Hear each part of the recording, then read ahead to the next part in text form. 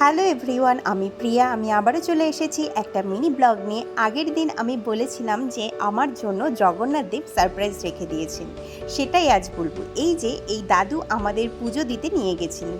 এত বছর পুড়িয়ে এসেছি, এই প্রথমবার এত সুন্দরভাবে দর্শন করতে পেরেছি।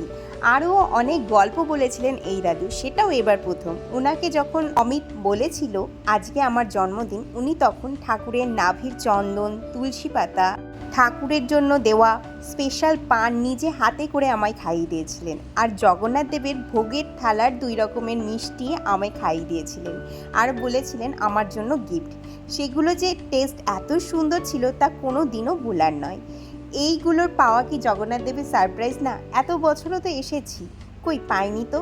যাই হোক, আমি তো খুব খুশি ছিলাম। তারপর রাতে বিচের ধারে আবারও কেক কাটার আয়োজন করেছিল অমিত। এইবারের জন্মদিনটা সত্যি ছিল খুব স্পেশাল।